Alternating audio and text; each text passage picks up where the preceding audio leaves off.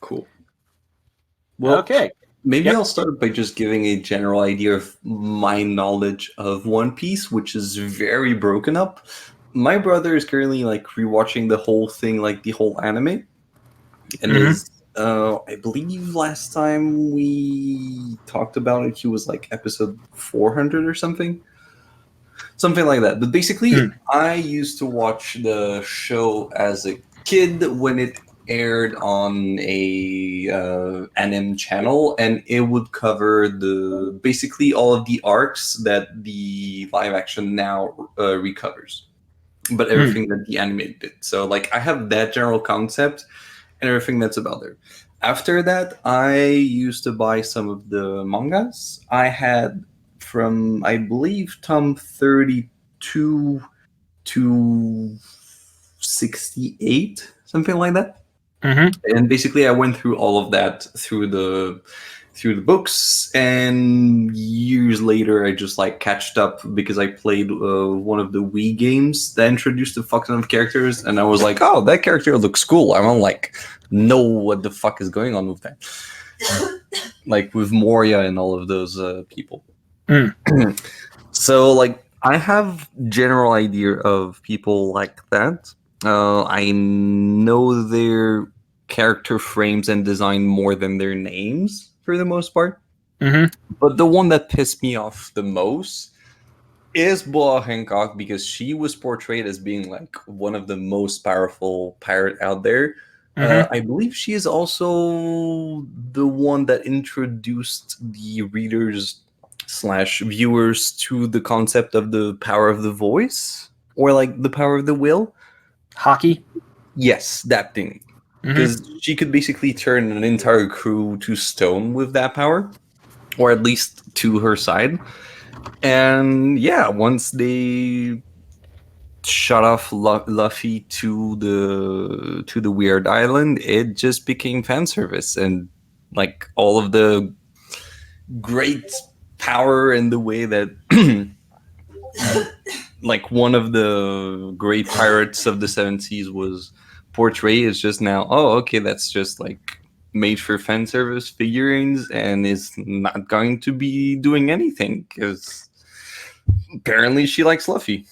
Yeah, I have my own opinion about Hancock, but for context for the video, I started reading One Piece in the form of the manga before the anime even premiered out in the West. Oh, I kept through every episode and chapter until we got a little bit into Skypiea, which I dropped off of, partially because of. Oh, hello, Jay. Hello. Yeah, I dropped off around Skypiea partially because of arc fatigue, because Alabasta took a long time, and it was taking a long time for anything interesting to happen in Skypiea. I dropped off for a couple years. I saw everyone ranting about how good Water 7 was. I popped back on, read through that, caught up, went back and read through Skypiea and Long Ring Longland, and I'm glad I dropped off when I did, because I would not have stuck through if I had to read those two fucking arcs. And after that, I have been keeping up with the manga up till the current day, where they're currently at Egghead Island. yeah, those words don't ring any bell to me. Yep.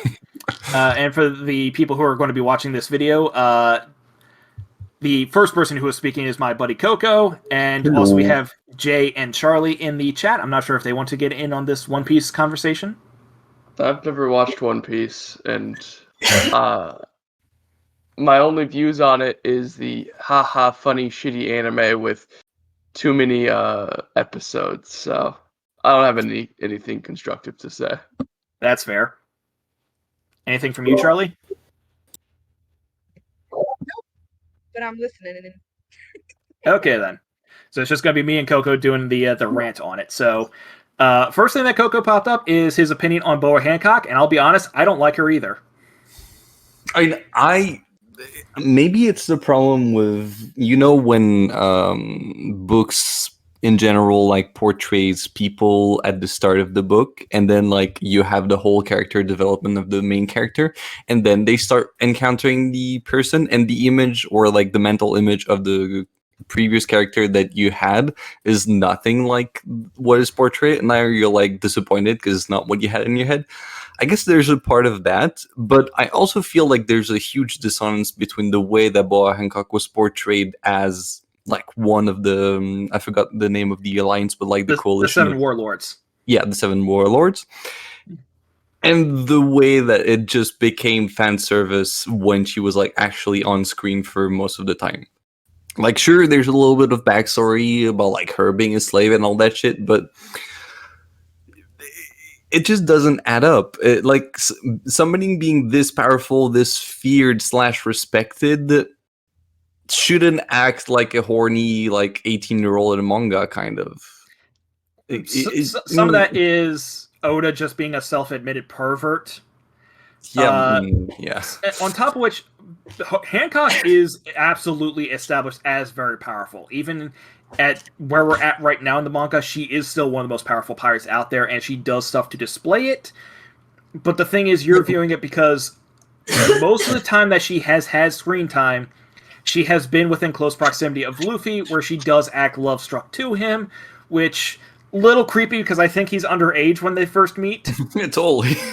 Well, not necessarily underage, but like she must be in her 30s or more.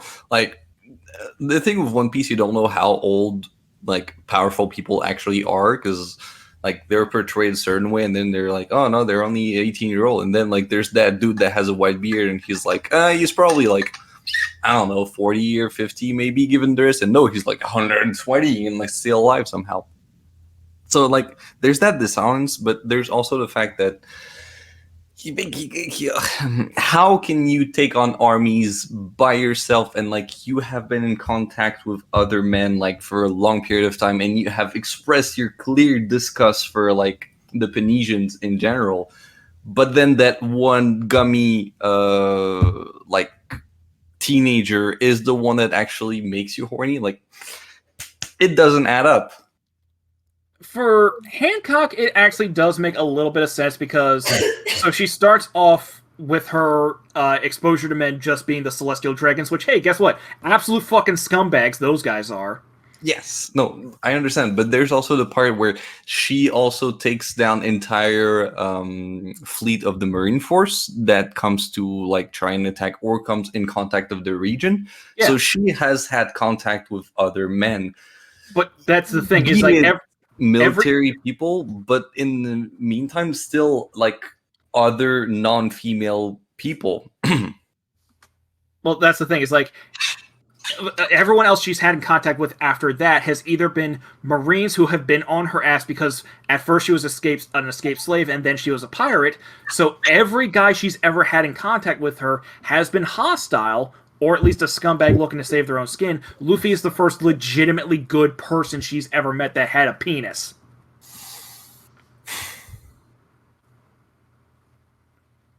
True, but that still doesn't make you like, oh, this is like time for procreation. And this is more like, oh, this shakes up my worldview of every like dick person I have seen so far is a dick. No, there's actually like people that might be worth not killing on sight, kind of. Which like it that really comes down to is like it might shake up some people's worldview. For other people, it's like, no, my worldview is right. He's just the exception, and that's how she's handling it. And it makes sense for her because she is a shitty person. Yeah, but in the end, she still like treats the rest of Luffy's crew all right. Because they're associated with Luffy. That's it. Yeah, but in the end, like, I mean, I guess she just like bonks on Sanji every time he gets horny as well. She actually hasn't met Sanji in the manga, so you're going off of the video games. True. Literally every other guy she meets with, even if they're associated with Luffy, whether it be Jinbei or even Rayleigh, she still like acts like a bitch to them because they're not Luffy. She's still a horrible person who kicks puppies. Yeah, true. Yeah, so yeah, she's not a very nice person. The recurring joke about her and the quote-unquote redeeming quality about her is that she likes Luffy. She's supposed to be regarded as, when she was introduced, the world's most beautiful woman, which even by this point is no longer entirely true. And also, she honestly has a very boring character design. Yeah. I mean, it's basic, and like when you get weird shit with other like people or just like the fucking thunder and light god that have like really interesting character design, it's like, oh, generate big booby female. There you go. Yeah, that's also a limitation of Oda's art styles. Like, a lot of the women do look alike when he's trying to make them beautiful. It's like, okay, I'm going to start with Nami and then make slight alterations. Then you have Boa Hancock that is like the same thing, taller with black hair, and then like, oh, we need another female character in the crew. Well, let's just make her more clothed and with black hair. Done. Yeah. Uh, And it's even gotten worse because, like, Nami, after the 2-year time skip, she has the very standard Oda female body. oh, she merged, like she devolved into that afterwards? Well, the thing is, like, she normally looked like a teenage girl of, like, decent proportions, and now she has a literal hourglass figure with, like, a waist tiny enough that you can put your fingers around, and giant boobs. And Robin has the exact same body type. Rebecca, Vivi, Hancock, they all have the same body type. And then on the other side, like you have like things that are women that are not supposed to be women, or like this. Why can't you make an interesting anime with like interesting character on both sides of the spectrum?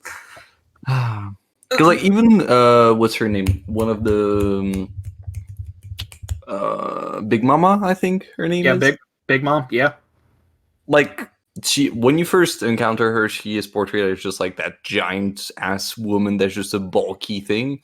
But like when you go back to, oh, when I was young, I was actually like super attractive and stuff like that. Like she is just basically a copy paste of that. Like they didn't make her like interesting in a different way, or like no, she just like somehow grew into the person that she become and that you see later on. So that one actually is a. This is a recurring thing with Oda where, yeah, Big Mom she did have an attractive period in her life, and then she turned into the giant hag that she is now. And we see this with Oda, like, for multiple characters where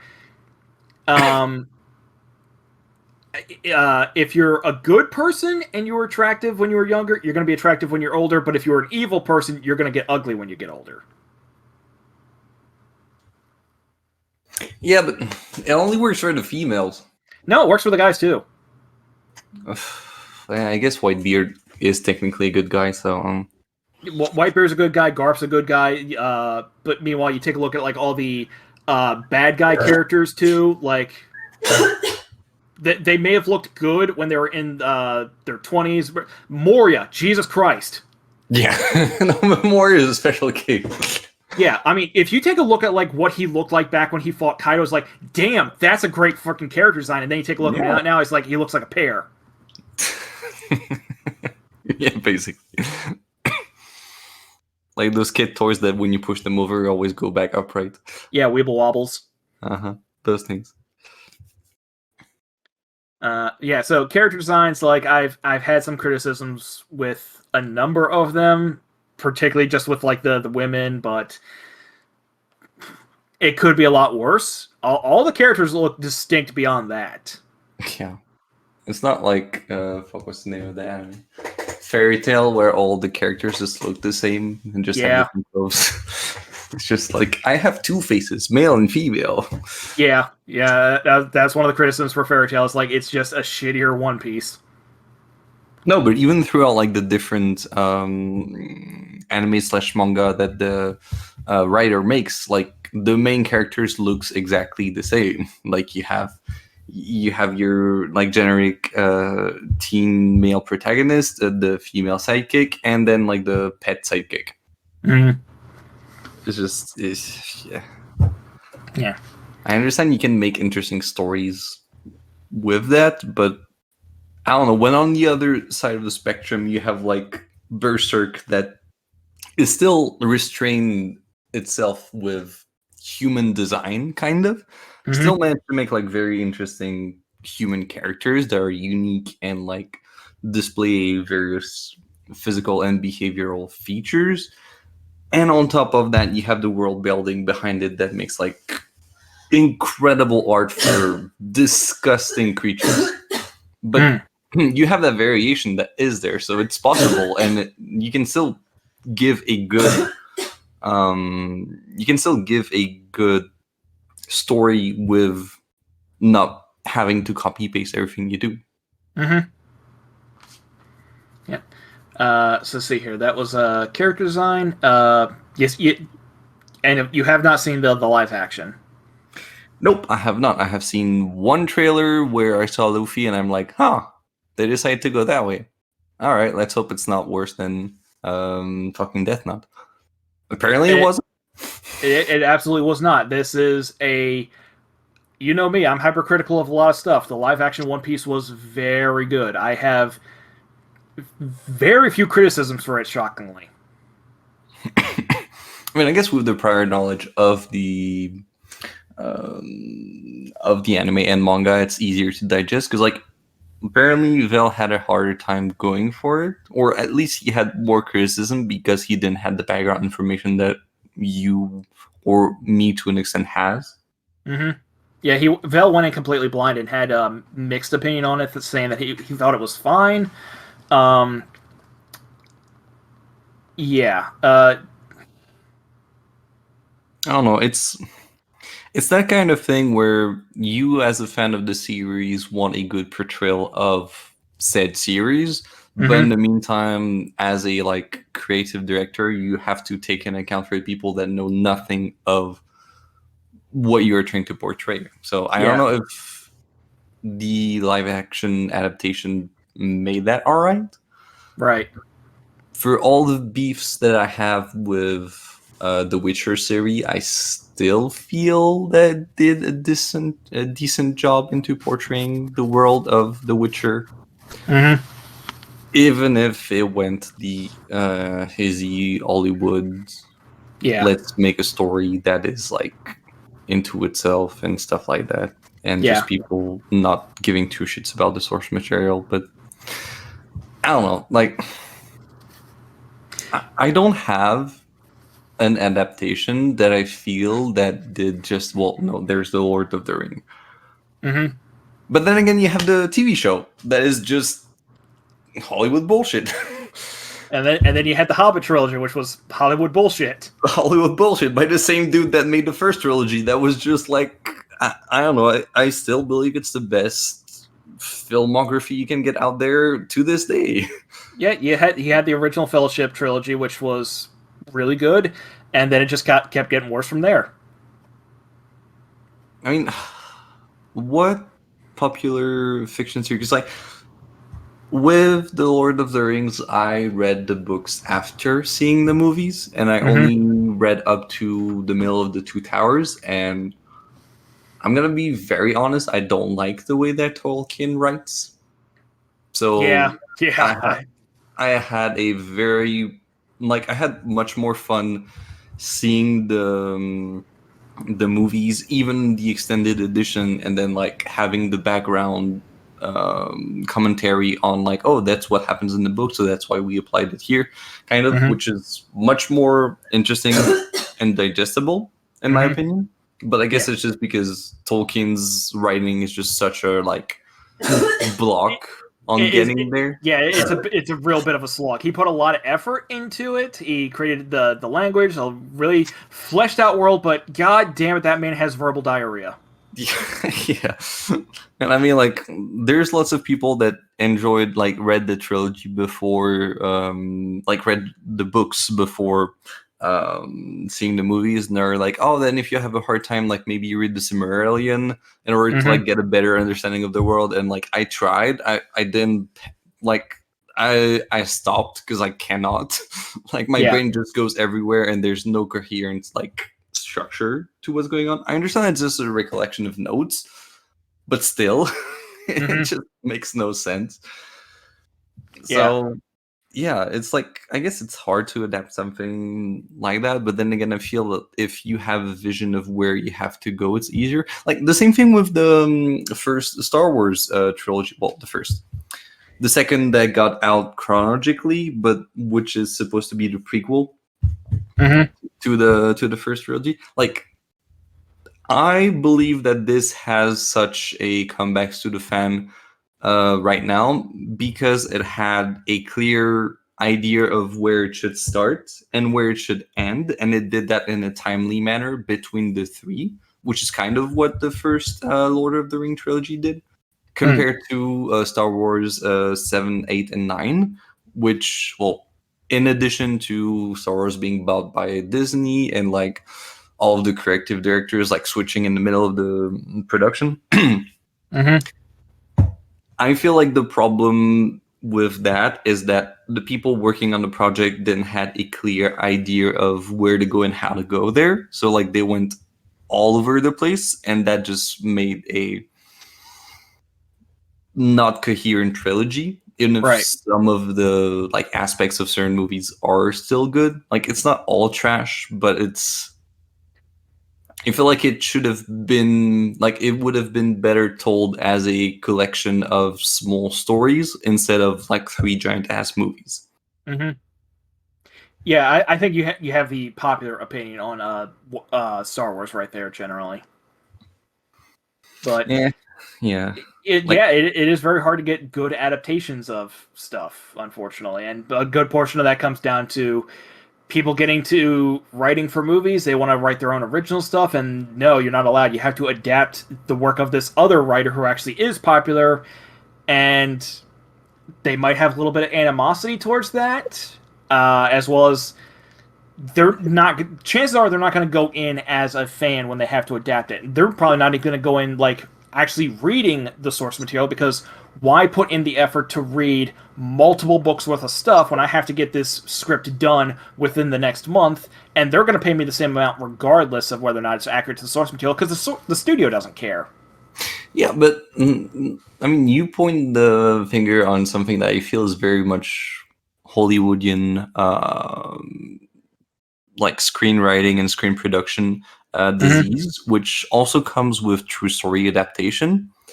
Which is like they're making it because like, oh, they know that might be popular, that might print a lot of tickets, but they just need to put out something without like putting the effort into making something good. Because I don't know, in one hand you have like Spielberg's movie that for all the criticism you can have with them, they are a consistent movie throughout themselves. Like if you take them individually, they're very consistent within themselves.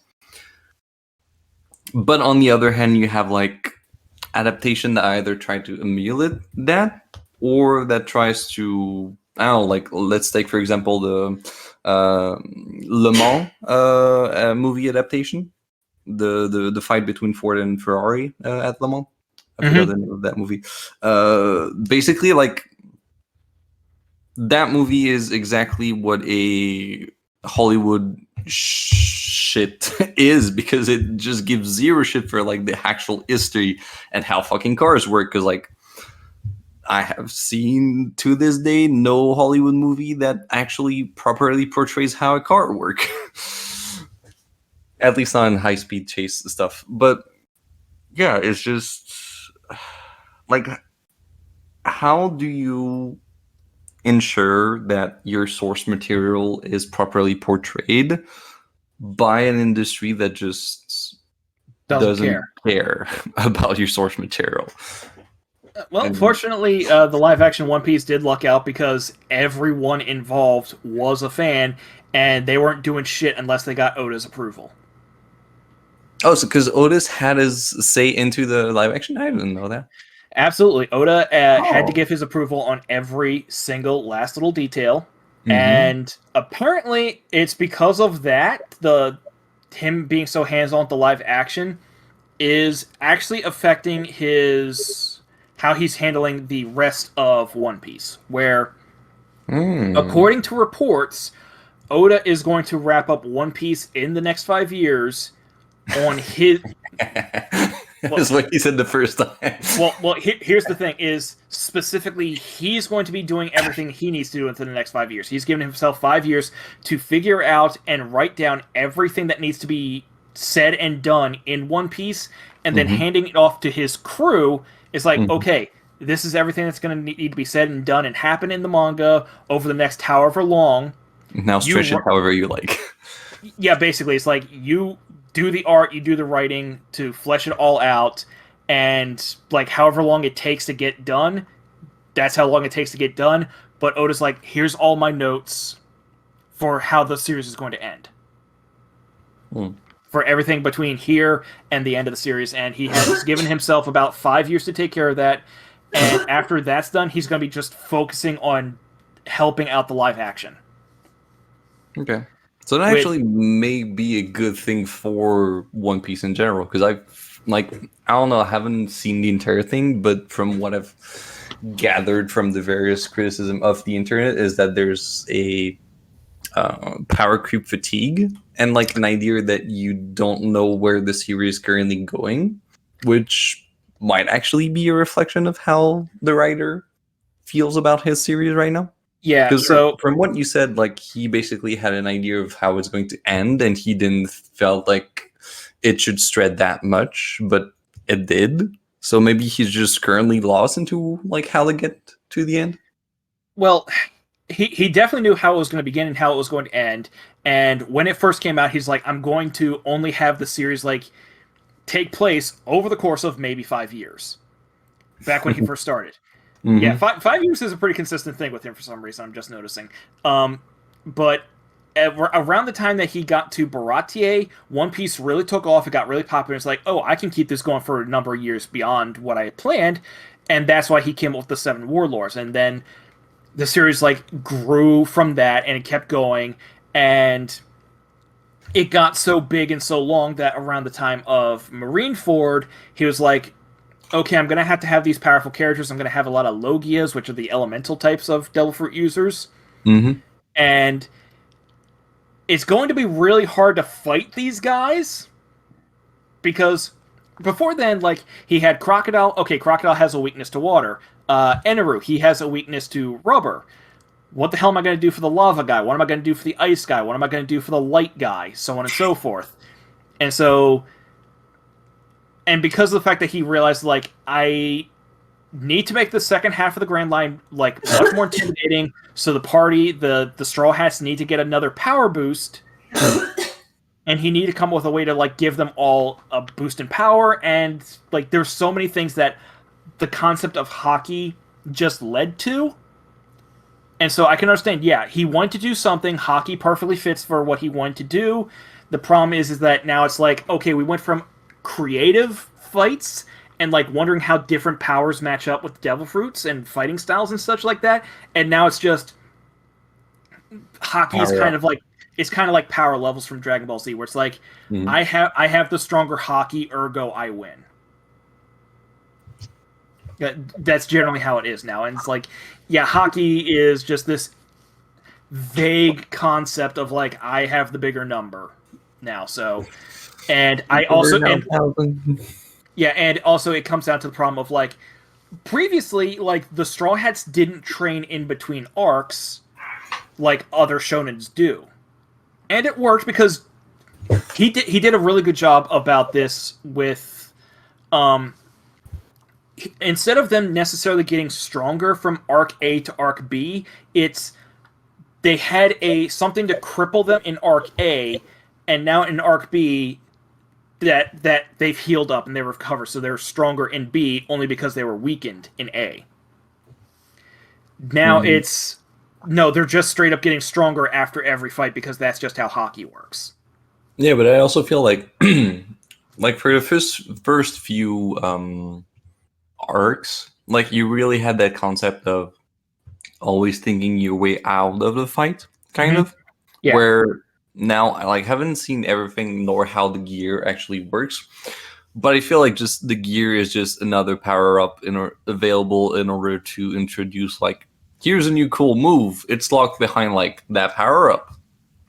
He needs to like do a training montage or like get his shit kicked and then like sent to a random island in order to like learn from one random master or a series of events in order to like hone the skills that he got. Like basically he needs to kick the ass of the dude that kicked his ass like 2 or 3 arcs ago, kind of. And it just feels like a underway of just adding power-ups into the series, which basically from what I understand, have very much of the power creep problem now. Yeah. But Yeah, hockey is one of the things where it's like, I'd prefer the series if it didn't have it, but because it has gone on this long, it kind of had to have it, which is just kind of the nature of the beast. And also, we did mention about how the series has gone on too long. That has never been more clear since I think the last completed arc of Wano, where yeah, he really felt like he was rushing on that one, and it really feels like now he's finally feeling okay. This series has gone on for too long. I'm getting too old. I don't want to die before the series wraps up. So that's why he's going to rush and like try and get everything, all the notes out to his assistants, so that way they can finish up the series for him in case anything happens to him. yeah, I just hope that like the timeline that he gives himself doesn't like make him say like, oh, I still have place for like 2 or 3 power-ups for the main crew in general, which would lead to like the apex of the series kind of. Because I don't know, I feel like if the series has to go on for like another decade or so, it will have basically I don't know, a gear 7 or gear 10. I don't know what's the last one you have right now. We're currently at Gear 5th, and I do not see him coming up with anything beyond that. Yeah, but if it doesn't, like, there needs to be something to keep the readers and viewers, like, entertained, because you cannot keep on recycling old threats in order to, like, extend writing times. Like, you will need to introduce new threats or new problems, and unless he goes back to his, like, having a problem and finding a creative way of solving it within the given amount of tools at the crew's disposal. At this Or point, I maybe don't doing think he needs to. You think he has enough variety of characters and stuff like that he can just like keeps on adding or subtracting people to the crew to make it interesting? I don't. So the thing is, like, I think he only has 2 arcs left. Really? Yeah. That's short. Yeah, so they're currently in Egghead Island. They have definitely said next arc we are definitely going to Elbaf, the island of the giants, because that has been teased since like back when you were reading or watching it. Oh, they haven't been there yet? No. Oh shit. Yeah.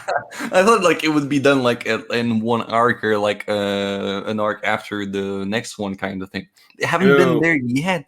Holy shit. We only just recently met Vegapunk. Really? Yep.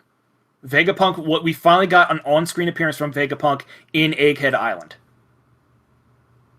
Damn, they've been stretching him for that long. Holy shit. Yep, it has been this long, and we only just recently met him. After Elbaf, I feel like if he really wanted to, like, he could squeeze something in after Elbaf, like another adventure, but like I said, he wants to, it's very clear he wants to get this series done.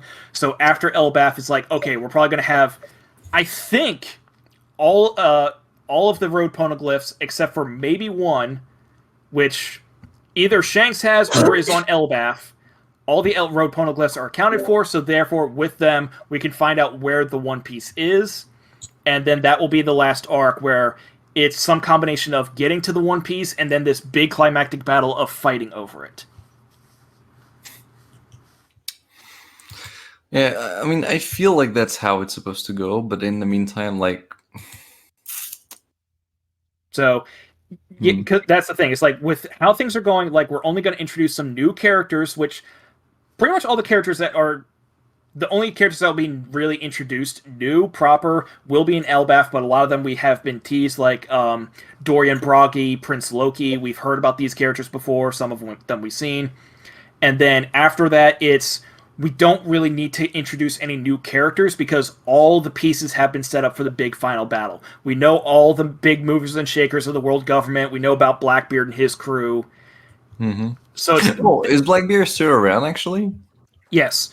That's a big debate in the fandom, is who is going to be the big final bad guy. Is it going to be Luffy versus Blackbeard or Luffy versus someone from the world government? I mean, if Blackbeard is still around and considering that Luffy, I mean, I don't know how it's tackled there, but if I remember properly, Blackbeard is basically to blame for the death of Luffy's brother. Yes, and Ace? this is another thing. It's because of Blackbeard that Ace was captured and sent to Marineford, but the Yeah. man who dealt the killing blow was Aki Inu, the lava guy, and so Yeah. that's I another understand thing. It's that, like, but the thing is, like, there's still that clear idea of Blackbeard is the kind of final boss working its way behind the scenes, and like we get glimpses of him every now and then. But I don't know. I thought that by the time they're finished with the Big Seven, like Blackbeard would be taken care of. So here's the cool thing: is I can just toss off spoilers because I don't think you care nor anyone who's currently Nah. in the chat listening. So the thing is that after Marineford, Blackbeard left the Seven Warlords because, like, yeah, I broke into prison and I've set a whole bunch of prisoners free, and some of them are working for me now. So it's like, yeah, obviously he's gonna get kicked out of the Warlords, and he's like, cool, I only wanted to be a warlord so I could get access to the prisoners. He became one of the four emperors. And yeah. Wait, so that means the four emperors changed? Is Luffy's red-haired dad figure still in, or no? Yeah, Shanks is still one of the four emperors currently. Okay, so who do we got? Okay, so originally at the start of the series, the four emperors were Shanks, Whitebeard, Kaido, and Big Mom. Yes, Whitebeard died during the fourth thing. Yeah, during Marineford, Whitebeard died and he was replaced with Blackbeard. Oh, okay. And yeah, and then let's see, in the most recent arc of Wano, Luffy and all of his the allies that were present, they teamed up and fought Kaido and Big Mom. Beat them Together? Kind of together.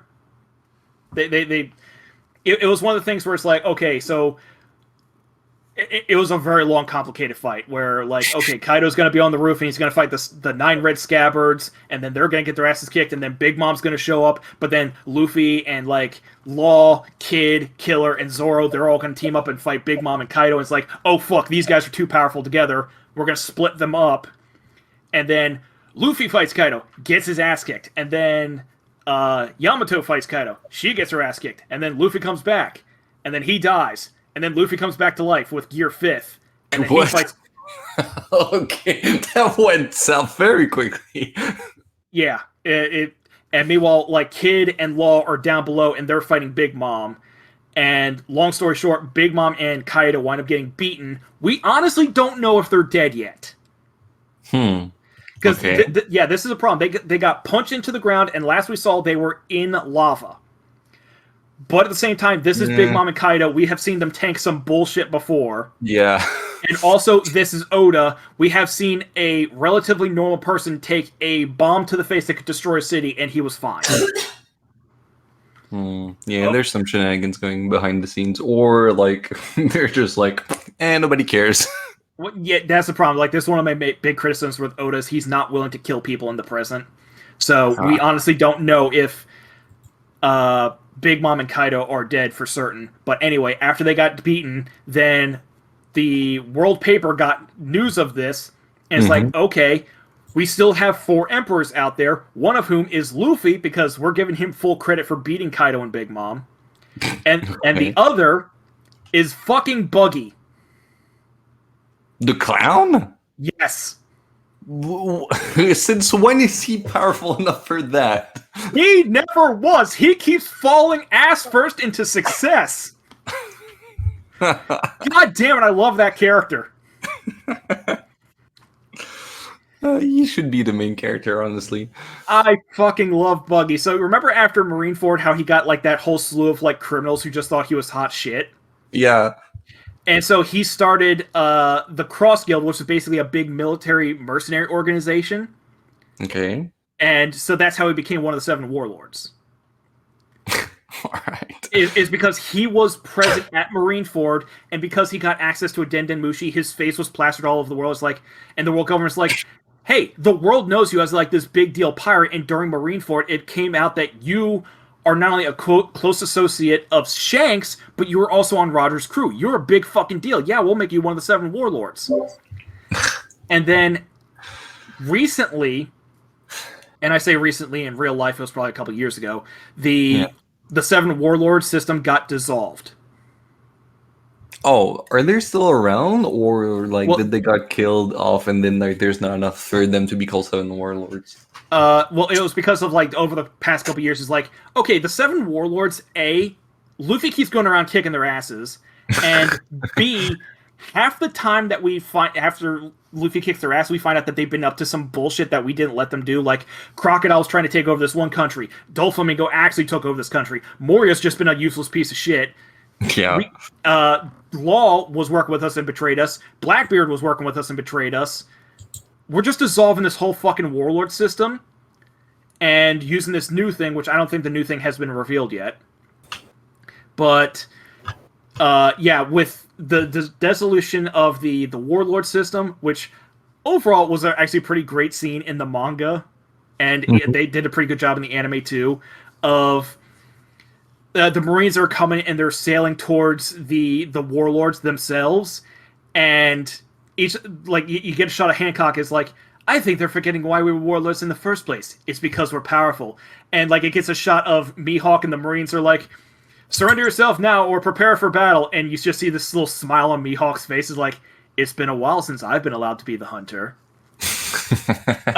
And then it cuts to Bucky. It's like, oh, this is bullshit. And so, as his boys are fighting, he slips out the fucking back and runs. And then, because he falls ass first into success, he winds up meeting up with Crocodile and Mihawk. And these guys were like, well, Mihawk's like, I got nothing better to do. Sure, I'll work with you because I trust Crocodile. And Crocodile's working with Buggy because Buggy, in order to set up his guild, took out a loan from Crocodile. And because the warlords had dissolved, he can't pay it back. So he's like, I'm going to hold you within arm's reach until you pay it back, and in the meantime, I'm going to make use of all your little goons. And it's like, okay, so the 3 of us are working together now. Cool! And Buggy tosses out this like half-assed idea of the Cross Guild, which, because his minions are the ones working on it, it's like, oh yeah, of course, we're going to make the Cross Guild. We're going to put Mihawk and Crocodile's faces on it because they're like co-captains, and then we're going to put our Lord and Savior Buggy's face like right across the top. And so everyone else out there in the world thinks, holy shit, after the 7 warlords got dissolved, Buggy immediately like amassed this entire massive army and has Crocodile and Mihawk as his underlings. He's the 4th Emperor!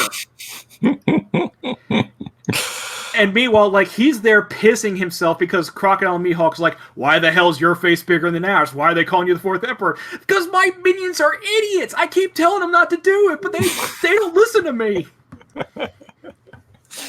And so that's essentially what it is like he just fell ass first into success, and now he's one of the 4 emperors alongside Luffy, Blackbeard, and Shanks. Yeah, so when you think about it, the final boss is probably like the final battle is probably going to be just Blackbeard against maybe Shank and Luffy. Yeah, we don't know. I mean, from one of the major power that are still out there right now, like, unless it's a final confrontation between all of the pirates and the world, not organization, but the world government. Yes, the world corporate. Like, pirates versus pirates, there's not much enemy left inside of that thing that hasn't like at least agreed with Luffy, or at least like is supporting Luffy one way or another to see him become the king of the pirates, kind of. So yeah. So I think Oda said at one point that the final arc is basically just going to be Marineford but bigger, and that makes sense because with Marineford, it's like we only knew a handful of these characters. Some like Whitebeard was built up, but Luffy is like only a handful of the guys that were just with Luffy's immediate crew we knew, and most of the rest of these guys like we've never seen before. We have had no build up. Meanwhile, with the way that the last arc is going to be set up, is like Luffy's gonna come in, here comes Blackbeard and his crew, here comes the world government and their shit, and here comes Luffy's massive fleet of allies that he's made over the course of the series, and it's going to be bigger because we know all of these characters. We know what they're all capable of. We know their backstories. Yeah, so that would make sense that you would have the like fleet of Luffy's allies fighting off the Marine Force, and then like having Luffy and some of his crew, maybe, or most of his crew fighting off Blackbeard's forces. It might be because there are a lot of like pretty direct matchups on Blackbeard's forces versus Luffy's. Yeah, because I mean, like Blackbeard's got a swordsman, he's got a sniper, he's got a doctor, that kind of stuff. So yeah, it's basically like either it's a race to like a final race again, like to get the One Piece that both Blackbeard and Luffy get into, and it's just like, well, we have to go through the Marine Force because for some fucking reason the Marine has the One Piece, or at least it is within like Marine controlled territory, so you have to go through them, and that's why like we have the final big fight, and then it's just like a race against time, and like with infighting between Blackbeard's forces and Luffy's forces, which might make sense. I don't know, like I don't have information. I'm just going off like random ideas right now. And you have my personal theory, which is Buggy's going to get it first. Buggy's going to get it first. That would be fucking epic. I'd be very surprised if Buggy doesn't just, again, fall ass first, accidentally get it, and then, like... Okay. Here's my theory. He doesn't merely have to give it up, because that's just how the series goes, but... No, like, think about it. Either he gets it somehow and, like, then has to hand it off to Luffy, or Luffy actually gets it, but gets it only for a short amount of time, and like just hand it off to Buggy to like put it into a safe place or back to his crew, and then what the rest of the world see is just Buggy coming out of like, I don't know what the fuck the dungeon was where the One Piece was, coming out with the One Piece, and like every camera is on Buggy's when it's actually Luffy's work for all the time, and that would be fucking epic. Yeah, that just might be it. Yeah. Yep. Okay, so yeah, that's largely where we're at. We still have a lot of mysteries. Vel was talking about how the Straw Hat is significantly powerful. I don't think it is, but it definitely has more meaning behind it than what I originally thought. Like, is it actually considered a magic item, or is it just like a kind of iconic piece that is transferred from strong people to strong people? That's that's one of the mysteries, because of all the fucking mysteries that... Alright, catch you later, Jay. Of all the mysteries that have popped up, the Straw Hat is one that actually like got in my crawl the most about this. Is because, okay, so we know that the Straw Hat is important in the series overall because it's important to Luffy. It's important to him because he got it from Shanks. Mm-hmm. As far as we knew, it was only important to Shanks because, like, yeah, I'm just giving it to you. I'm going to say it's important so you think it's important. But then later on we find out, no, Shanks got it from Roger. Oh, he did? Yeah, Roger, when we first see Roger at his youngest, Roger is wearing the straw hat. He's just some kid. He meets Rayleigh, and Rayleigh has his own little personal boat. It's like, hey, want to be pirates together? And Roger's wearing the straw hat at that time. Okay. And then, like, at some point later, after Roger got his own, like, get-up and everything, and, like, he adopted Shanks, he gave Shanks the straw hat, and that's... So it's important to Shanks. And it's like, okay, so now we understand. It's important to Luffy because it's when he got it from Shanks, and Shanks got it from Roger, and that's why it's important to Shanks. But realistically, it should just be a random fucking straw hat for Roger, and that's where the importance ends. Yeah. And then there's fucking Eam. This Who mysterious... The fuck is that? Yeah. Here's the thing. We don't know who the fuck Eam is. Oh, how do you write his name? E-M-M? I-M. I-M? Yeah. It's either... Again, this is one of the weird translations, and we don't know if it's Eam, I-M, or Emu, I-M-U. Yeah. Because, for The fuck's fuck sake... is that? So, I'm going to get to Eam in a second, but the fucking translations... Do you remember the name of the island that the One Piece is supposed to be on? Not at the moment. Okay, so for years we were led to believe it was called Raftel. Oh, yes. Yeah, and it was only in I think One Piece Stampede did we actually get a strong confirmation from Oda. No, its proper translation is laugh tail, like the laughter at the end of a tale. Okay. I was like, you motherfucker, we've been calling it the wrong thing for 20 years. You said nothing. So again, with the same logic, we don't exactly know what Eam's name is pronounced. Eam is this figure shrouded in shadow. We've only ever seen his silhouette and his eyes. We don't even know if it's a guy. Yeah. So we see Eam as this shadowy figure lurking around Marie Joie, the Holy Land where the celestial dragons live. Mm-hmm. And the first time we see Eam is he's holding a wanted poster for Luffy, and he's going down these steps into this basement, and he comes to like this platform or something that's deep in the catacombs of Marie Joie, and there's this giant fucking straw hat. Like a giant replica of the straw hat? No, it is a legitimate straw hat, but it is a big straw hat. I'm like, what the actual fuck is that supposed to mean? God damn it, Oda. You're raising more mysteries than you're answering.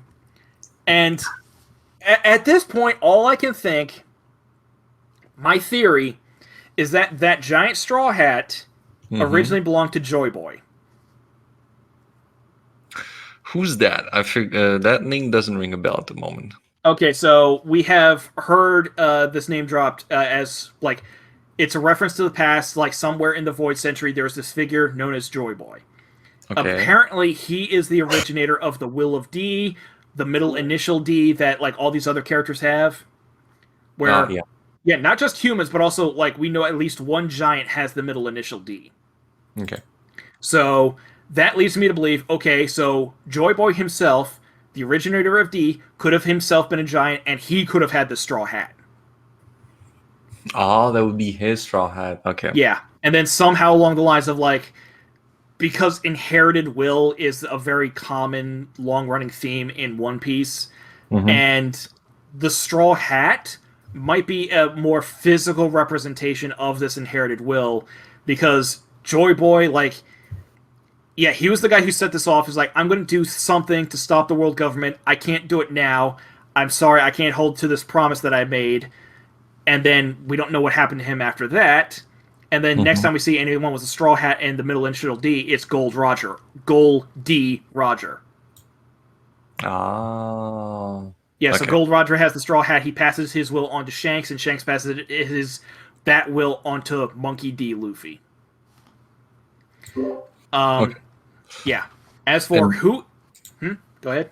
No, I was going to say, like, and like I've been looking at it a little bit, and the Five Elders is a group that rings a bell, and I believe I've seen them before, at least heard them mentioned before. Like, what the fuck is going on with them? Because it feels like they're linked to the Will of D somehow. So the thing is, the Five Elders are, as far as we knew, these are the guys who are running the world government. Okay, so those are the, like, 5 final boss for the world government kind of final battle.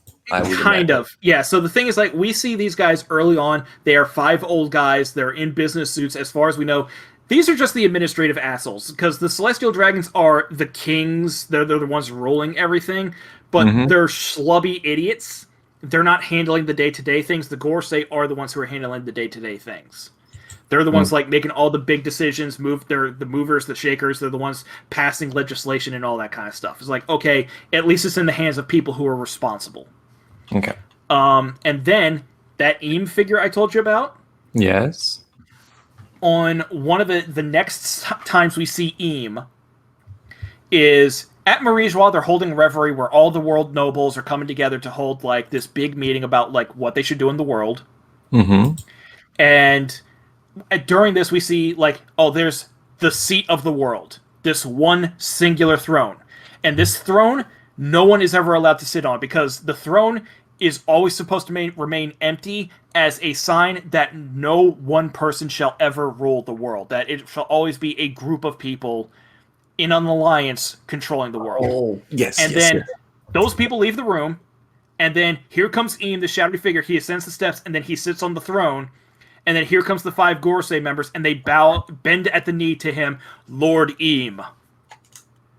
So Ah. yeah, so Eam's basically the one guy ruling the world, and he controls the 5 elder members. Okay. Okay. So you do have like some sort of hierarchy with him being like at the top of the food chain, kind of right now. Yeah. And so we don't know who or what Eam is, but Eam is the one ruling the world from the shadows at this point. No one knows that Eam exists. So yeah, maybe it's Blackbeard, maybe it's Eam, maybe it's Aki Inu. We don't know who Luffy's final opponent will be. Maybe a combination of all of them. Or alliances, who knows? Yeah. I feel like with the way that Blackbeard was treated so far, like it has to be a thing where Luffy will need to put aside his grudge against him because he will need his assistance in some sort of final battle, then get backstabbed, then have to deal with him, or not have one of the crew members deal with Blackbeard. Yeah. Like, First of all, I don't trust anyone except Luffy to beat Blackbeard, especially because they have this very much a light and dark parallel between them. yeah. As well as the fact that that's really not Luffy's style about putting aside a grudge to work with someone. It's like, I don't like you, I'm going to kick your ass.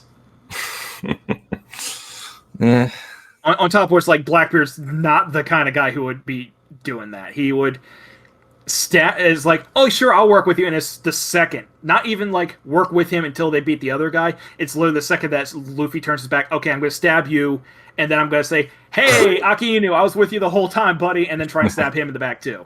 Yeah, that's how it feels. So, yeah. But isn't the world government also supposed to be searching for the One Piece? Not actively per se. Then they had a force of Marine generals that were searching for it. I'm sure that they have Cypherpol agents that are looking for the poneglyphs, but they're not actively searching for it. I think it's more along the lines of like they want to make sure no one else finds it. Really. Okay. I don't think that might be another hint to the fact that they hold it, or at least they hold territory where the One Piece is. Kind of. Technically, they hold territory all over the place, so it's possible that it's in world government territory. But I think it's more along the lines of like, we don't want to find it because we don't want to bring it to the surface. We just want to make sure no one else finds it. And for the most part, that's been fine because it has the 4 road poneglyphs that points to this direction have been in like 4 very keyed off places. Okay. But wait, that makes me think of something else. Isn't the whole like travel plan supposed to be on an axis? Like, from what I remember from the first few episodes, there's like that whole theme of you have several seas that are closed off by the line. And then once you like leave the line, you have access to the actual dangerous area of the world. But in general, it felt like pretty linear that you have to like go through that step in order to access that area that will give you like a jumping point to get to the other area and stuff like that. Like there is that continuity. Does that mean that the like Isle of Giants and wherever Emu is beyond that, or will they have to backtrack? So Eam is on the red line because so the thing is like he is. Okay. Yeah, he's in Marijois, and Marijois is right atop the red line, and I think Marijois is literally just right atop Fishman Island. Okay. I think.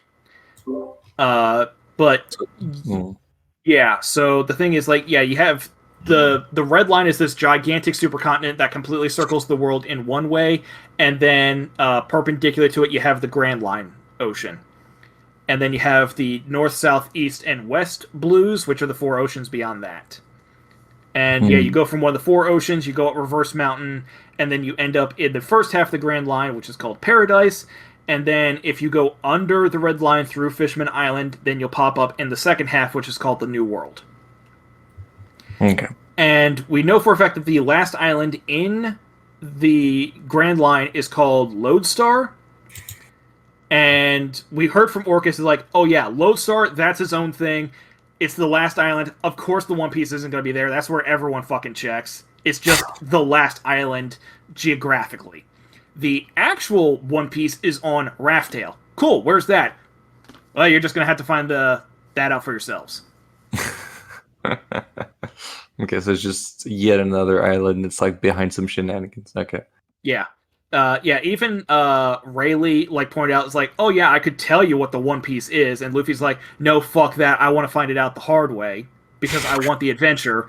And even Robin, who's like more pragmatic about it, Rayleigh explained to her is like, oh yeah, I could tell you, but it won't hold the same meaning unless you find it out for yourself. You'll have a better understanding of what it is if you go the long way around like we did. And Robin's like, all right, makes sense for me. Because, yeah, she's the one who's all about, like, more information, being educated, being informed about this. So it's like, yeah, if I'm going to be better informed if I get it the hard way, then sure, I'll get it the hard way. Yeah. Yeah, that makes sense. Mm-hmm. I mean, that makes sense if you want to stretch out the story, but yeah. Well, at the same time, it's like, why spoil the ultimate mystery, the things, like, that we've been wondering about since the start, which I'm willing to bet you don't know why it's called the One Piece, do you? Nope, I don't remember. Okay, yeah, because we don't know why it's called the One Piece. What? I thought it was explained at some point. Nope. Still? The explanation that the Westerners got was a bad translation. Huh. Because it was 4 kids. They had Roger's big speech. You want everything I own. You'll have to find it first. I left everything I own in one piece. And so, like, that's why we all assumed, like, okay, that's why it's called the One Piece. And then we find out later, no, that was a bad translation. It's like, I left everything I own in one place. So it's just a fucking island. Yeah, and then, okay, so we see Roger's backstory a little bit. We see him and his crew land at Laugh-Tale, which is an unnamed island at this point. They find the One Piece, and him and his entire crew just laugh. And that's when Roger decides, well, this is the end of our tale, and we had a big laugh. This is why we'll call this island Laugh-Tale, because this is the laughter at the end of our tale. And, like, afterwards, like, after they set sail again, then the paper comes out, and it announces, yes, Gold Roger is now the king of the pirates, for he has found the One Piece. And I think everyone who read that was like, what the fuck? A, how do they know that he found it? B, why the hell did they call it the One Piece? Mm-hmm. Because that's where the name came from. It's like the world newspaper just called it the One Piece. Mm-hmm. And we never get an explanation for it. Yeah. Well, So wait, do we have a clear, like, arc of what the fuck happened with Roger and his group? Or not?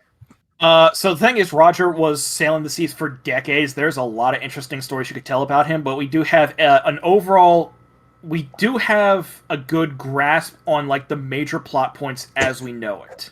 Okay. We know that his story started off with him just as some punk kid in a straw hat, and he found Rayleigh sitting in his dinghy, and it's like, hey, let's you and me be pirates.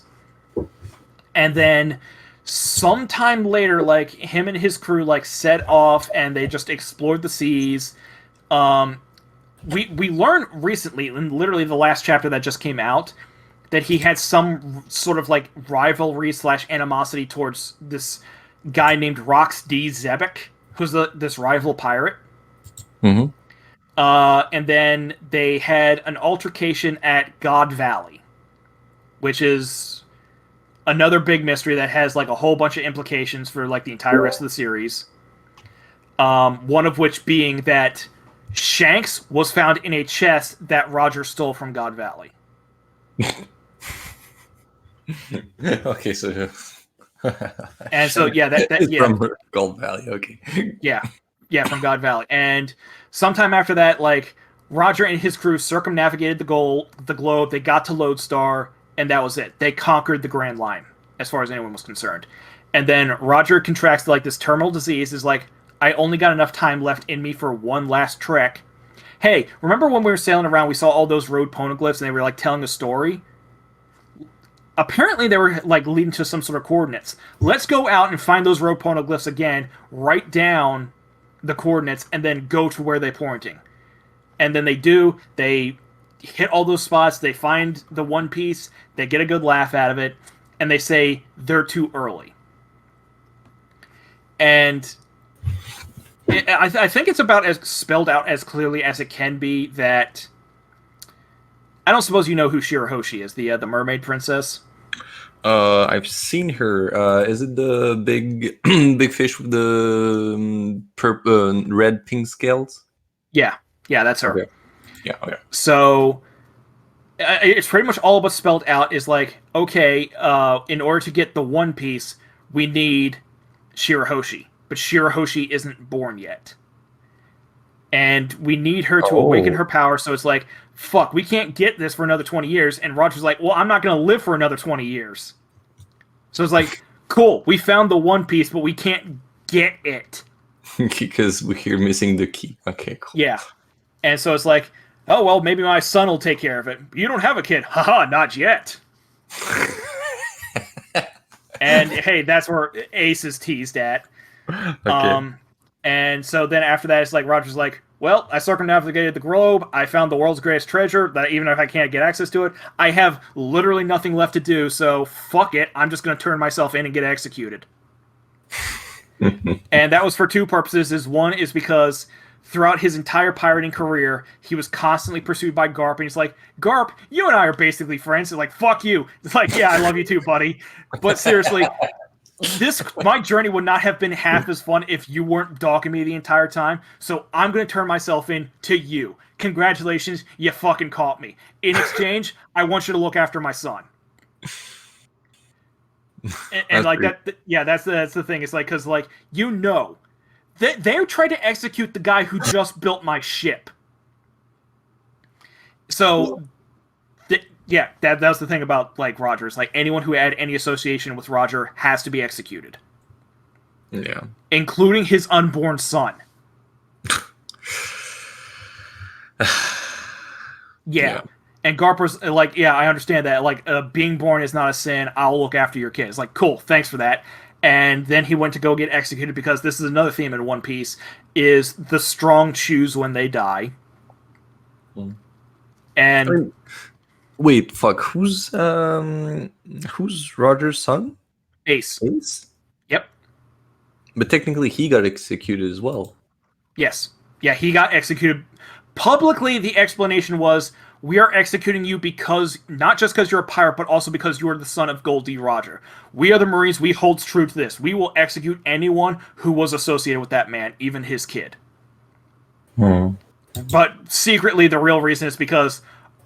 this guy is one of, like, Whitebeard's adopted kids. If we do a public execution, Whitebeard will come in. We know when and where he'll be. We can pull out all the stops and kill Whitebeard here and now. Yeah, it's a two bird and one stone kind of situation. Yeah, Sengoku's clever like that. But yeah, so the concept is only the strong choose when and where they die. So Roger turned himself in, and then... because some asshole out in the crowd just called out, hey, Roger, where'd you keep your treasure? That's when Roger just got the bright idea of like, I'll tell you, it's out there. All you have to do is find it first. So that the whole premise of the fucking anime just hold off one dude saying like, hey, I can just squeeze out the information of that dude on his deathbed. Let's try it. Yeah, like literally, a lot of fans have pointed this out. It's like the whole age of piracy, everyone gives credit to Roger because he said the One Piece is out there, but he would not have said it if it wasn't for this one random nameless jackass out in the crowd somewhere. Watch that dude being like somebody important towards the end. Well, the thing is, like, in the anime, we do have a picture of the asshole. He's like wearing this like sleeveless denim jacket or whatever. He's got like a crew cut, but it's like, yeah, he is. As far as we can tell, he's nobody important. But okay.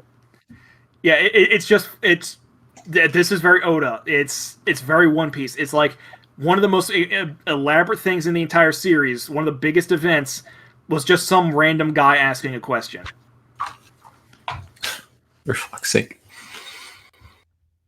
And it's more appropriate than if he actually was somebody meaningful, because we know a lot of meaningful people were in the crowd that day. Mihawk, Crocodile, Moria, Shanks and Buggy, of course. Smoker. Like, all these big names were in the crowd. I think even Dragon was there. I know he's there in the live action. Okay. So yeah, that's all we know really of Roger's backstory. Oh yeah, we did have see a clash between him and Whitebeard on some random no-named island, and that's when he picked up Kazuki Odin off of Whitebeard's crew. Because, like, hey, you know how to read the poneglyphs. We don't have anyone else in the crew who does, so it's like, why don't you come with us so we can find the One Piece? Like, yoink. Yeah, it very much basically was just yoink. Because that was what happened. Kazuki Odin was this badass on Wano. He was a big fish in a small pond. Mm-hmm. And he was like, I always want to go out to sea, but we're cut off from like the entire rest of the world. We're not allowed to like sail away. And then Whitebeard just crash lands on shore, and then here comes Odin rushing in, and he just clashes with Whitebeard.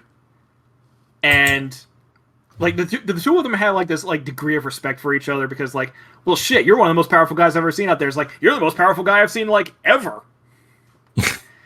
And Whitebeard's like, I don't want your ass on my crew because you're too much of a wild card. You're not going to follow orders. But I'll tell you what. If you hold on to this rope, that if you keel haul yourself for like a week, we'll let you join the crew. And like when he was only like a few minutes away from like successfully doing it, like he heard some woman crying on shore somewhere, and so he let go to go save her. And Whitebeard's like, you know what? If you ignored that and held on for the last 2 minutes, I wouldn't have let you on the crew anyway. But because you saved this innocent woman, yeah, you're on the crew now. And this is the thing about Whitebeard. It's like, if you're on his crew, you're his son. Yeah, he loves you like a father. And so then he had that clash with Roger, and he's like, "Hey, I want your crewmate to be on my crew." He's like, "You're trying to steal my son from me, you asshole." But yeah, Odin eventually went with Roger because like the whole reason I came with you, Whitebeard, is because I want this adventure. And be like, yeah, I love you and everyone else on the crew, but like, I have to know about this mystery that my ancestors made on the road poneglyphs. Because this is why Odin knows how to read the road poneglyphs, is because his ancestors made them. Yeah. Yeah. So. But now I wonder, because like, does the entire crew of not the Jolly Rancher, but basically the entire Luffy crew has all of the keys and information to get to the One Piece? Because from what I remember, I think I saw my brother watching the arc of Luffy fighting on that giant elephant and helping them and getting back the giant sushi lady. Mm-hmm.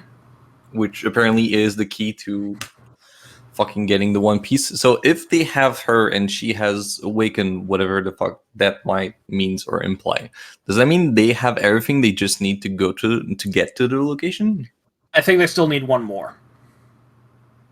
So they need one more glyph in order to... Yeah.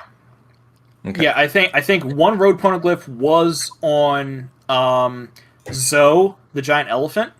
Mm-hmm. I think that's where one was. Big Mom had one. Kaido had one.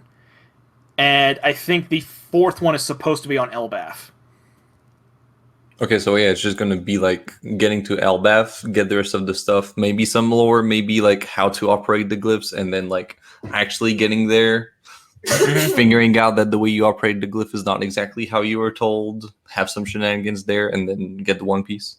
Yeah, I think like all the big movers have access to 2 or maybe 3 rubbings of the road poneglyph, so they know what the message is. Mm-hmm.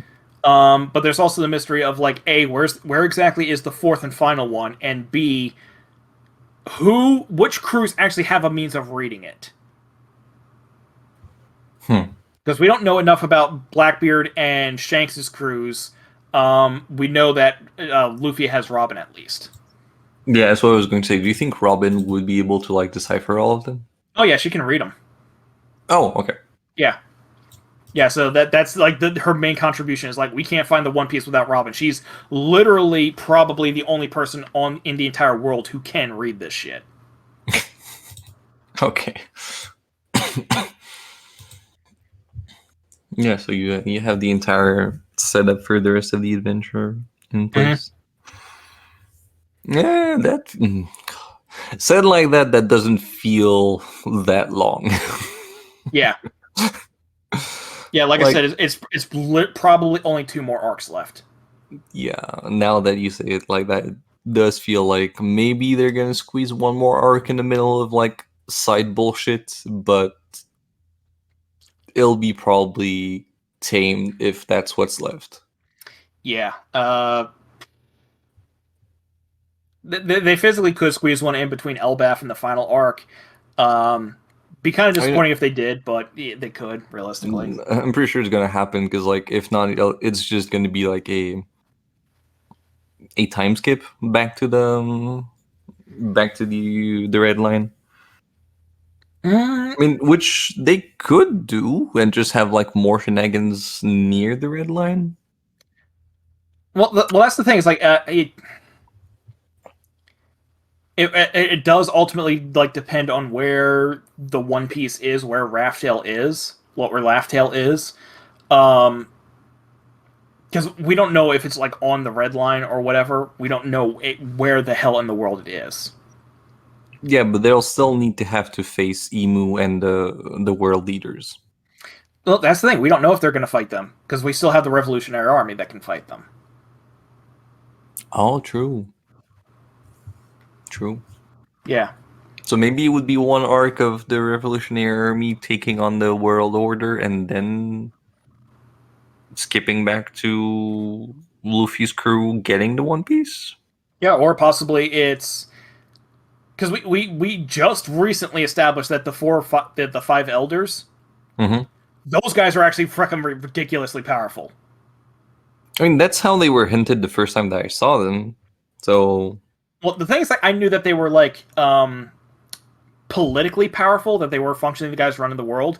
I did not know that individually they were so powerful that if you're just some random mook and he looks at you the wrong way, your head will explode.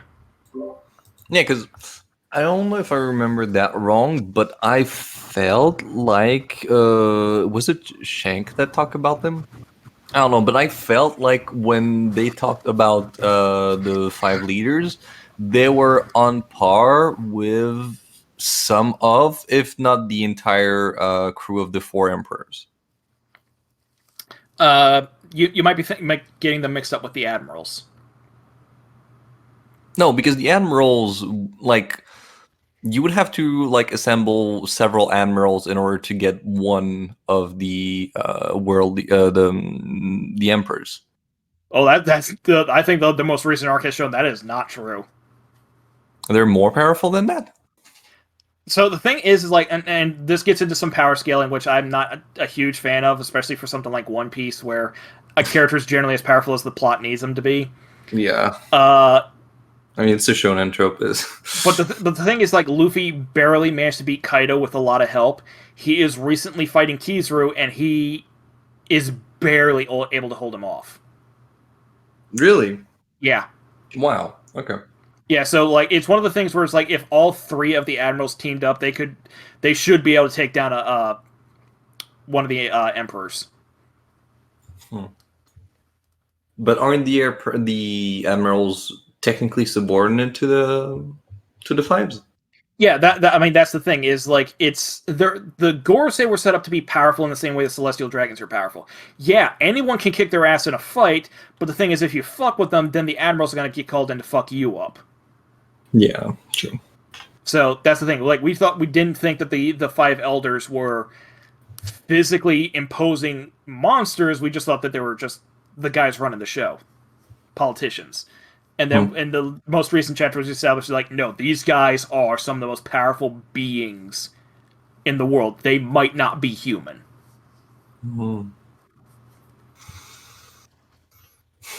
So it's the problem with power scaling is that either they somehow find allies or power-ups in the land of the gods and then come back with it to be somewhat on par with the 5s, plus then like get their ass kicked and then needed to fight Emu, maybe not. Yeah.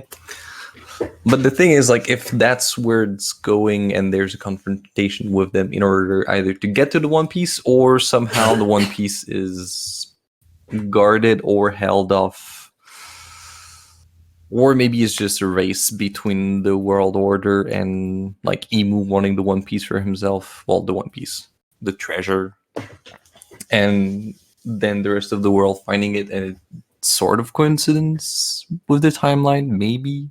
Mhm. But the power scaling is off. It's just Yeah. because And to be all- very honest, I didn't like when you told me that Luffy was one of the Emperor. Like two things came across my mind. Either he had a huge power boost that basically made the the seven pirates worthless against him. Because from what I understood, like the seven pirates were basically nothing compared to the Emperors. right.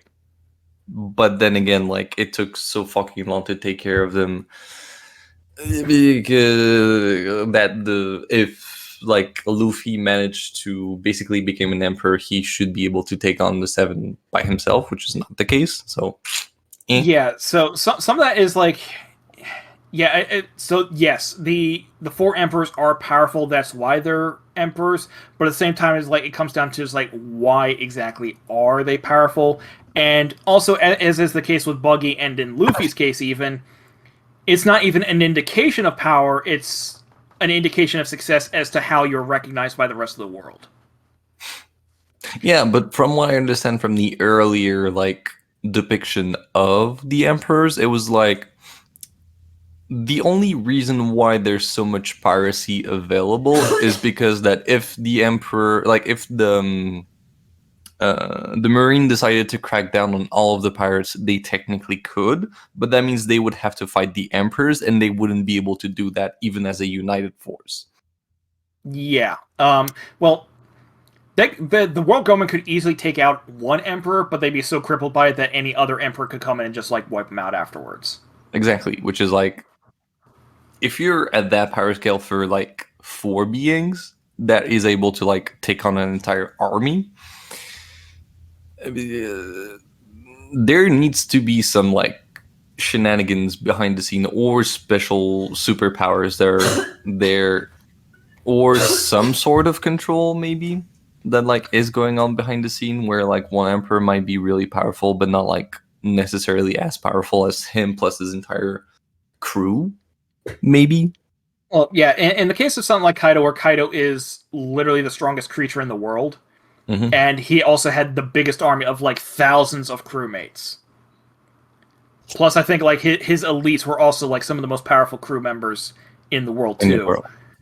Versus Shanks, who he went for quality over quantity, where it's he just has a couple dozen dudes, but like But they're the best of the best.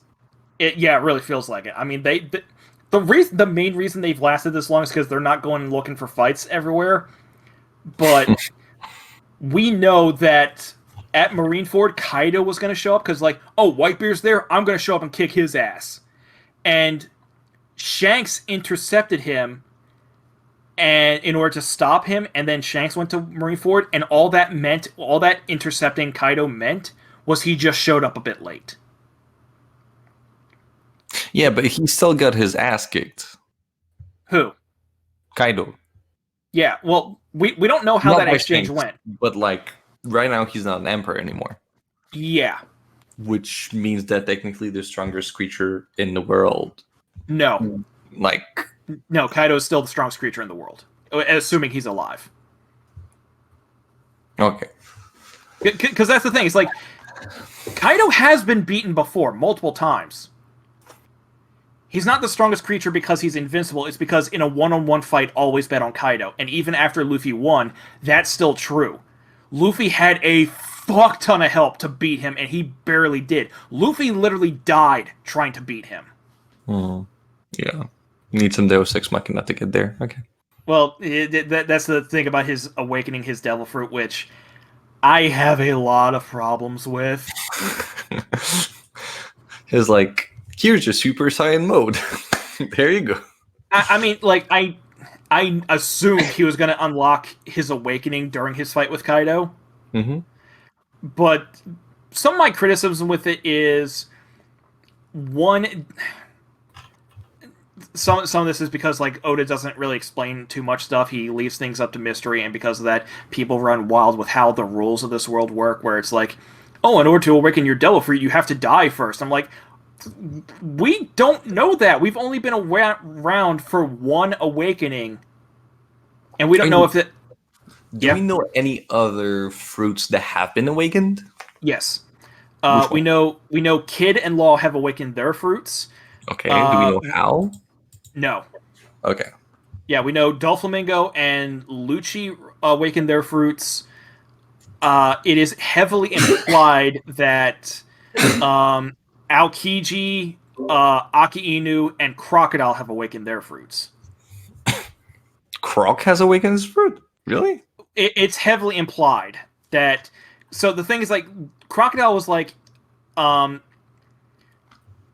this was back before hockey was even a concept in the back of Oda's mind. Mm-hmm. Of when he was fighting Luffy, it's like, you're just like doing all these random goofy bullshit things. Meanwhile, I've spent years mastering my fruit, and he's the first one who like introduced the concept of awakening a fruit. Mm. So it's heavily implied that back then he did have an awakened fruit, and like later on, it's like, well, if he had his fruit awakened, like why did he lose? I'm like, there's a lot of contributing factors to that. As well as the fact that like Oda probably didn't have a full idea of like what exactly an awakening fruit meant, especially like if he didn't know where the power scaling was going to go beyond that.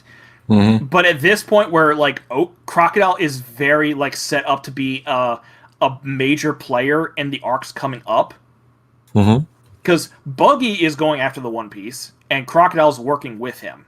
Mm-hmm. So it's implied that although Crocodile would not have definitely didn't have Haki and may not have actually had his awakened fruit back then, he should have Haki and an awakened fruit now in order to stay relevant. That would make sense. Yeah. So yeah, there's a number of characters who we know for a fact have an awakened fruit, and Eneru probably has an awakened fruit too. Eneru, the lightning guy. On Skypiea. He's still around? He's been on the moon. The fuck? Yeah, so that's the thing, is like, his main thing with his god complex is he wanted to go to endless Verth. Verth is basically their term for dirt. Because when you're up in the clouds, dirt is like this rare commodity. It's like, we can grow plants on this shit.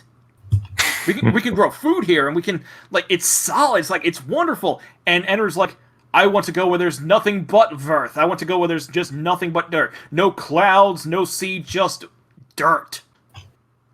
Because as stupid as that sounds for someone like that, where they value it more than gold, it's like, yeah, it would mean a lot.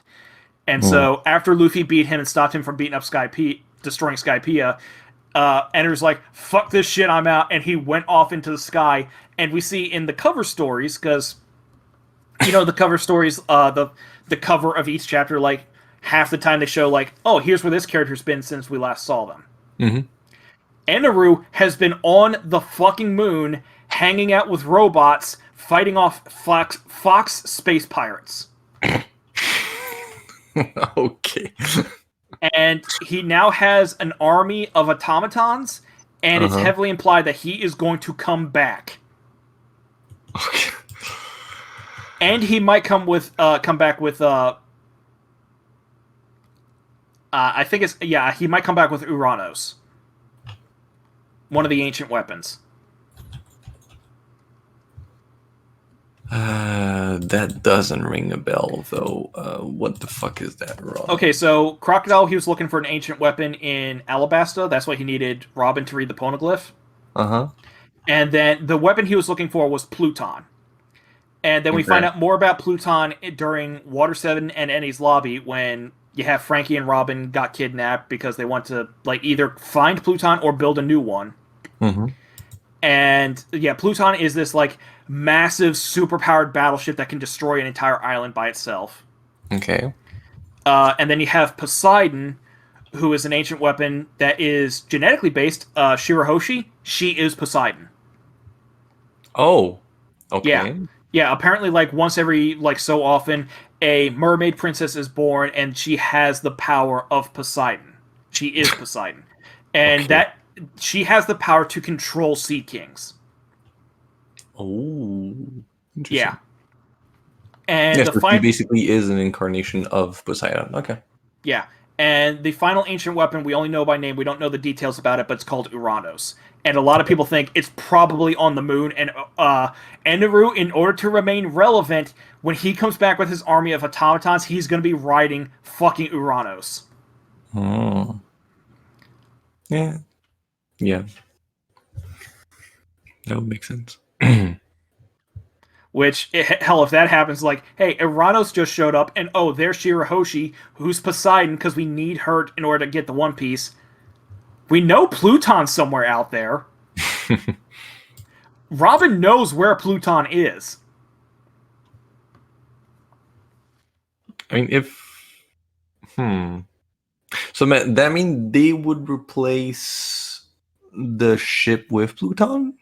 I don't know if they would, because like part of Frankie's dream is like I want to build the ship that circumnavigates the world. I want to build the ship of the new Pirate King. Oh, wait, so does that mean Frankie would incorporate Pluton into the ship? He probably has because so the thing was like part of Frankie's backstory is my master had the plans for Pluton. We could have built a new one. The whole reason why we had these plans is because we know somewhere out there is the demon child Robin. She knows the location of Pluton. And Hmm. if Pluton is ever found, the only thing that can beat it is another Pluton. So we're holding on to these plans to prevent Just that in from case. being made. Okay. And then, like, the world government kidnaps Frankie in order to get the plans, and Robin because she knows the location of Pluton. Aha, with these two together, we only need one of you, but if we can get you both to work together, we can not only create Pluton, a new Pluton, but also find the original. We will be the undisputed rulers of the world. And that's when the Straw Hats show up to try and save Robin. And Frankie's like, you know what? I like these Straw Hat kids. I got faith in them. And then he pulls out of his chest the plans for Pluton. All this time, I've been holding on to these because I was worried that Robin would let loose the secrets of Pluton. I trust her not to give it up willingly unless you guys torture her, at which case I trust the Straw Hats to save her. So I'm betting everything on the Straw Hats, and then he burns the plans.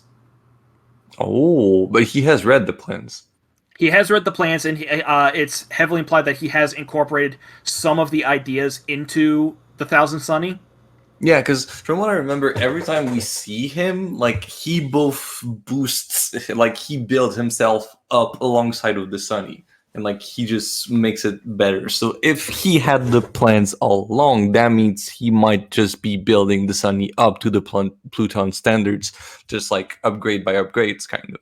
I don't think he'd go that far because I think like he has his own ideas, and he's like, I'm willing to learn from other things. Like he found Vegapunk's old lab during the 2 year time skip and incorporated a lot of his technology into his current form. Yeah, but building a Pluton from the ground up would be much more of a hassle than having a platform already kind of ready for it and just building upon it, in my opinion.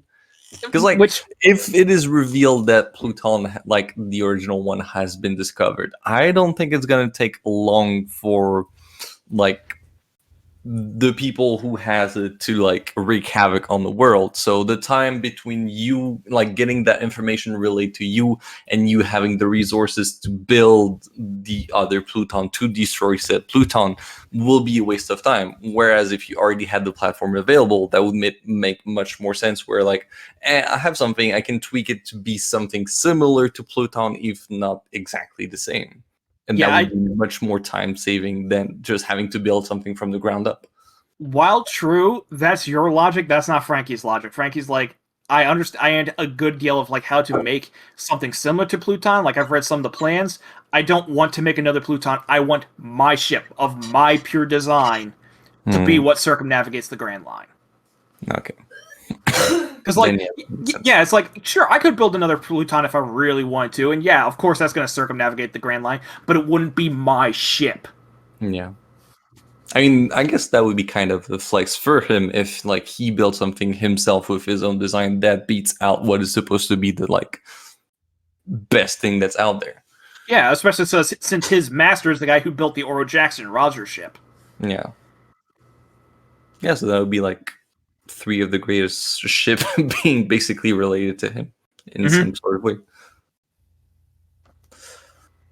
Yeah, that makes sense. Mhm. Yeah, so there might be still some like side arc shenanigans getting that. Yeah, I'm thinking at least two ancient weapons, if not 3, will show up in the final arc. I mean, if 3, that means that there's like one for the Luffy crew, one that would be either utilized by the Marine or some subsidiary force that would ally themselves with the Marine, and one probably for Blackbeard, maybe. That's the thing. It's like we know, and I would think if Uranus is going to show up with anywhere, it's probably going to show up with Eneru. Luffy already has Poseidon on his side because Shirahoshi is like one of his fans. Mm-hmm. So it's like whoever the third party, if they ever get Plutons, like that's where that's coming from. Yeah, so it would be like, yeah. But then again, it's like how effective is Uranus going to be? Because we haven't seen the full extent of an ancient weapon being used thus far. On top of which is like, if Luffy gets on board, just beats the shit out of Eneru, then who freaking cares? True. Especially because like the amount of power that Luffy has gotten in the recent arcs, like, God, I do not see Eneru being strong enough to fight that. I mean, unless the weapon that he has clearly duplicates his powers. Well, even then, because like Luffy's still rubber. True. The only edge that Eneru originally had on Luffy was his observation haki, which guess what? Luffy's better at that now. Luffy is good enough that he can potentially see a little bit into the future.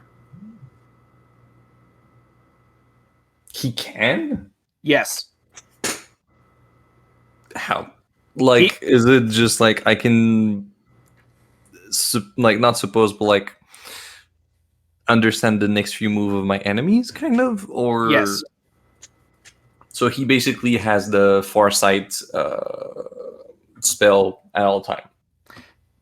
Well, the thing is, like, observation haki can only be used when you're like in a calm state of mind. Oh. Yeah. So the thing is, like, one of his last opponents was Katakuri, and Katakuri's like, yeah, I have one of the most powerful observation hakis out there, and observation haki, like, there's the base form that like pretty much anyone can learn, but then you have like unique versions of it that's like some people have. Like one had one that kind of replicated like being able to hear the voice of all things. Another one was replicated with Shirahoshi's mom, where she was just able to feel the pain of others. She wasn't trained in it. This is just something she naturally had. And Katakuri's is like, not only is my observation haki on another level from everyone else, but I have a unique brand of it that allows me to see like several seconds into the future.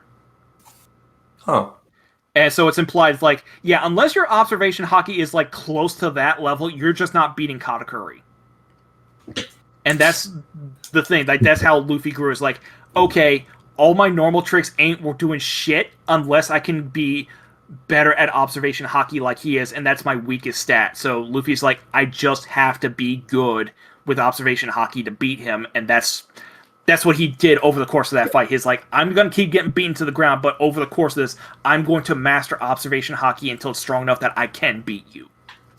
I guess it's kind of the Zoro fight.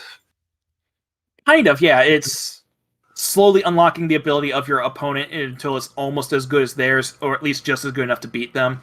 Yeah. And like this is the thing, is like Luffy has indicated like in subsequent arcs that he can see the future to some limited extent. Okay, so he should be at least on par with him whenever that comes around.